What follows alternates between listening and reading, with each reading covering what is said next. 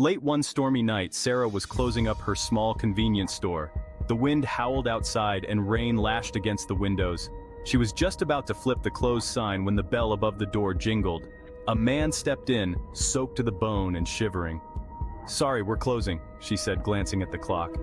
It was past midnight. "Just a moment," he replied, his voice raspy. "I need some supplies." Late one stormy night, Sarah was closing up her small convenience store. The wind howled outside and rain lashed against the windows. She was just about to flip the closed sign when the bell above the door jingled. A man stepped in, soaked to the bone and shivering. "Sorry, we're closing," she said, glancing at the clock. It was past midnight.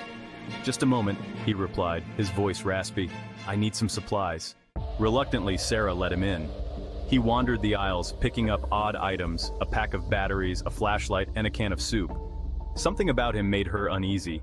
He had a wild look in his eyes, and seemed to be constantly glancing toward the door, as if expecting someone.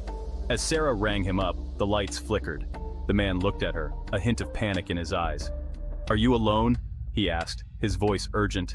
"Just for a few minutes," she replied, trying to keep her composure. Suddenly the power went out, plunging the store into darkness. Sarah fumbled for her phone, using its flashlight to illuminate the register. She looked up to see the man standing very still, staring at the door. "Is everything okay?" she asked, her heart racing. He didn't answer. Instead, he took a step closer to the door, peering out into the storm. "I think they're coming," he whispered. "Who's coming?" Panic flooded Sarah's chest. The man turned to her, his eyes wide with fear. "I don't know, but we need to hide, now!"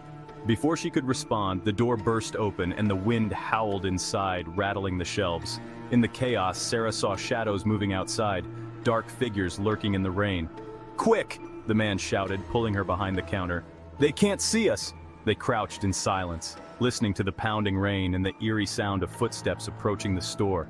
Sarah's mind raced. Who were these people? Why did he seem so afraid? The footsteps stopped. The store was engulfed in darkness, save for the beam of her phone. Then, a loud thud echoed as someone tried to push the door open. The man beside her trembled.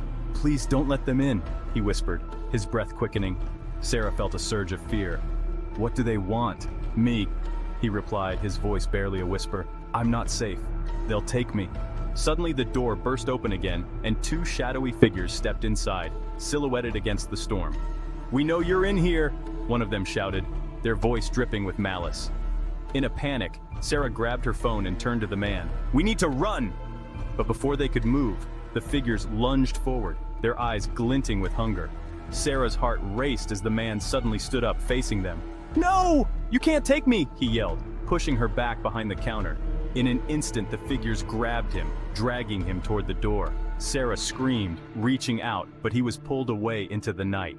"Run!" he shouted as the figures disappeared into the darkness, leaving Sarah alone in the store. Breathless and trembling, Sarah scrambled to her feet. She sprinted to the back door, desperate to escape, but as she reached for the handle, she heard a voice behind her, soft and chilling. "You shouldn't have let him in." Frozen with terror, she turned slowly to face the darkness of the store. The figures had returned, their faces obscured, but she could feel their eyes on her, hungry and relentless. With a final scream, she dashed out the back door into the storm, knowing that the nightmare was only just beginning.